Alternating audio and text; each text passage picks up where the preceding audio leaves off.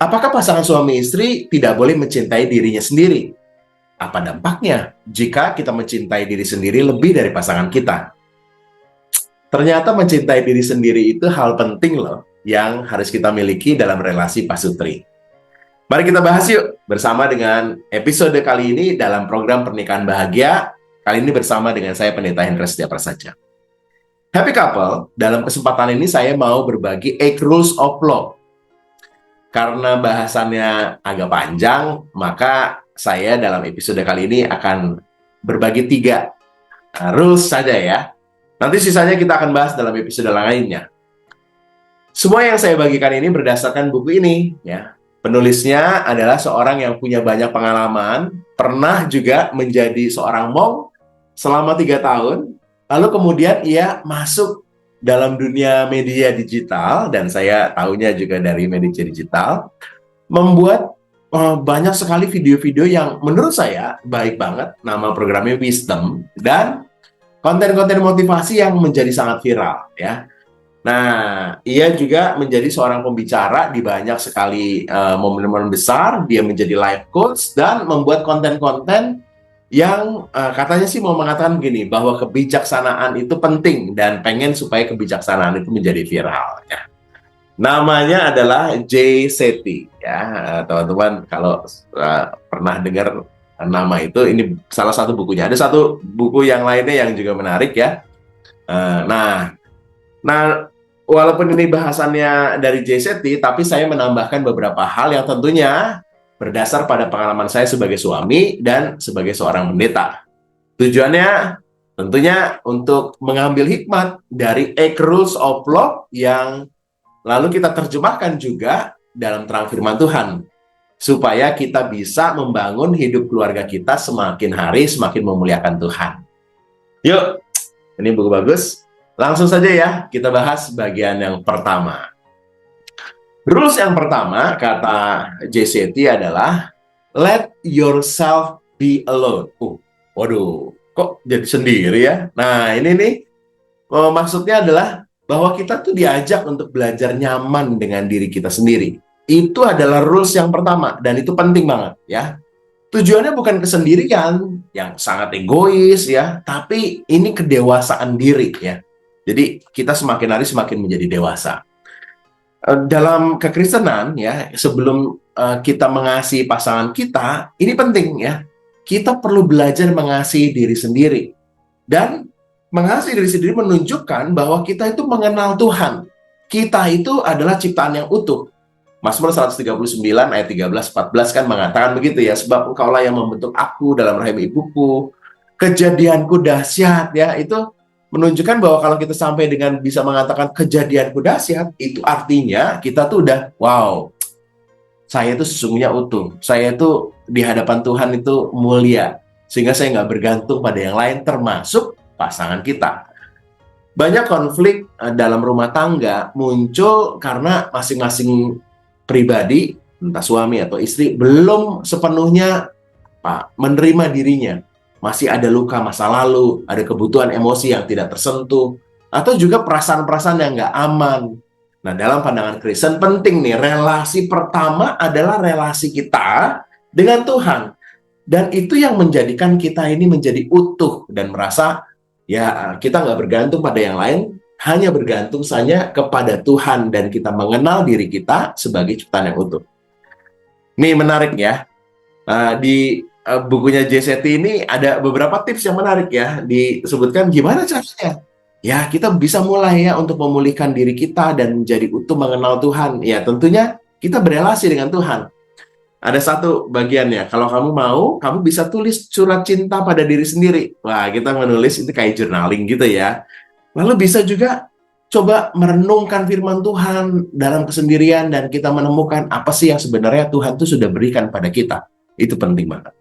Nah, yuk kita bisa dorong pasangan kita untuk membangun kedekatan dengan Tuhan ya melalui tipe spiritualitasnya, melalui doa kah, meditasi atau merenung, atau mungkin juga jalan-jalan ke alam dan menjumpai banyak ciptaan Tuhan yang membuat kita bisa kenal diri kita lebih baik lagi.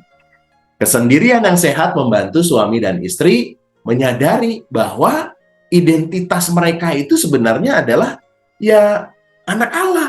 Identitas kita itu adalah selengkapnya ada pada Allah sendiri, bukan bergantung pada pasangan kita.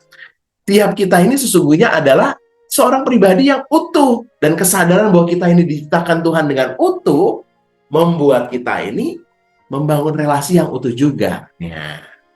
Jadi pesannya pada rules yang pertama ini gini, miliki ruang pribadi untuk bertumbuh bersama dengan Tuhan, merenungkan firman, berdoa, refleksi, ya. Pasangan bukan penyelamat kita. Kristuslah yang menyembuhkan dan menyelamatkan kita. Semakin sehat kita mengenal diri, semakin sehat juga dalam relasi kita dengan pasangan kita. Yuk, ajak pasangan kita tahu kebiasaan apa yang bisa membuat kita punya relasi dengan Tuhan dan menjadi utuh, lalu menjadi siap untuk mengasihi pasangan kita. Rules yang kedua, Jesse itu menyebutkan ada sesuatu yang agak saya sendiri nggak begitu pas ya, tapi saya coba merefleksikannya. Dia sebutkan begini poinnya, know your karma. Nah, mengenal karma kita itu ya karena kan dia pernah jadi monk ya, begitu ya. Tapi ini sebenarnya mau ngomong soal begini ya, sadari lukamu dan pola-pola lama yang bisa membentuk relasimu dengan pasanganmu ya. Jadi kita mau terjemahkan begini. Pola masa lalu itu luka masa lalu. Mungkin luka dengan orang tua kita, keluarga kita. Itu akan sikapnya berulang kalau kita nggak sembuhkan. Firman Tuhan mengingatkan ya bahwa kita harus membuang segala manusia lama kita itu. Dan kayak di Kolose pasal yang ketiga ayat 9 kan, jangan lagi kamu saling mendustai karena kamu telah meninggalkan manusia lama. Dan segala kelakuannya, dan kita ini menjadi manusia baru karena kita sudah mengenakan Kristus dalam kita.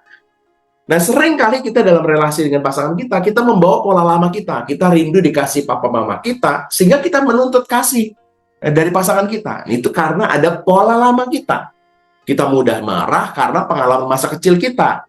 Takut dibantah, susah percaya, menghindari konflik. Itu tuh ada dampak masa lalu sebenarnya. Maka kita perlu untuk memulihkan itu. Yuk, ajak pasangan kita untuk sadari pola lama itu melalui percakapan-percakapan terbuka. Bawa dalam doa, mengakui dan memohon pemulihan dari Tuhan. Bantu juga satu sama lain untuk saling berubah dan bukan saling menghakimi dan menjatuhkan. Jadi yang kedua rules-nya, yuk ajak pasangan kita menemukan apa-apa yang menjadi pola masa lalu dan kita memulihkan sehingga kita bisa saling mencintai. Rules number 3, ya. JC itu mengatakan gini, define love before you think it, feel it, or say it. Nah, penting nih ya, kita mendefinisikan cinta itu apa dengan pasangan kita. Tuhan kan pernah mengatakan ya, dalam firman Tuhan tuh, kasih itu sabar, murah hati, tidak mencari keuntungan diri sendiri, dan lainnya. Rasul Paulus mengatakan itu ya. Nah, dalam konteks kehidupan Kristen, banyak pasangan yang masuk dalam pernikahan itu dengan, imajinasi cinta ya.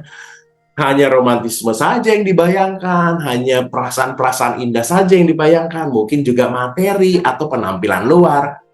Padahal kan pernikahan itu bukan hanya soal romantis, tapi juga tragis.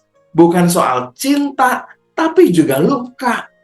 Tapi karena kita berkomitmen, kita ini mau terus mencintai. Jadi jangan hidup dalam romantisme impian cinta ideal. Karena ya cinta itu dibangun dan juga penuh dengan dinamika, tapi kita mau terus mencintai. Apa yang kita bisa lakukan dengan pasangan kita di rule number 3 ini ya?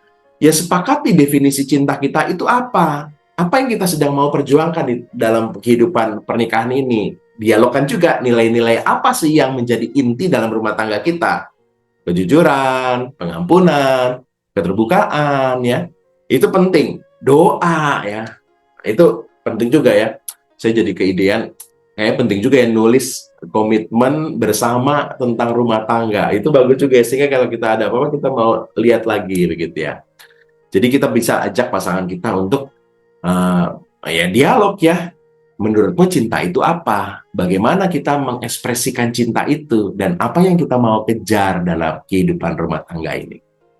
Nah, happy couple, inilah 3 rules yang pertama yang kita sudah bahas. Fondasi cinta itu bukan dibangun karena hanya perasaan, tapi melalui kesadaran diri utuh kita.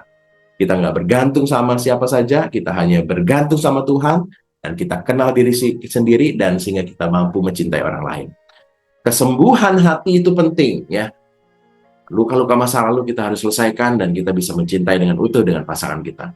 Dan pemahaman yang benar tentang definisi cinta kita, itu juga penting kita lakukan bersama pasangan kita. Kiranya Tuhan menolong setiap kita untuk bertumbuh bersama dalam mencintai dan mencari apa yang Tuhan kehendaki dalam rumah tangga kita. Saya mau berdoa untuk kita semua. Mari kita berdoa. Kami sungguh bersyukur Tuhan, karena Tuhan berikan kesempatan untuk kami kembali dibekali dalam relasi rumah tangga kami. Kami mau sungguh-sungguh menjadi pribadi yang utuh, nggak bergantung dengan yang lain, hanya kepada Tuhan yang memandang kami utuh. Kami mau juga ya Tuhan, agar kami mampu sungguh-sungguh menyelesaikan luka-luka masa lalu, sehingga kami boleh mencintai pasangan kami dengan utuh. Dan kami nggak mau juga ya Tuhan, nggak tahu apa yang menjadi definisi cinta dan arah cinta dalam rumah tangga. Tuhan tolong kami, pulihkanlah saudara-saudara, teman-teman, rekan-rekan, happy couple yang lain yang sedang dalam pergumulan. Tuhan, terima kasih. Dalam Yesus, amin. Jikalau episode ini memberkatimu, silakan like dan juga share. Teruskan kepada rekan-rekan yang lain. Sampai jumpa lagi dalam bahasan rules number 4 sampai dengan yang ke-5. Yuk, Tuhan Yesus berkati.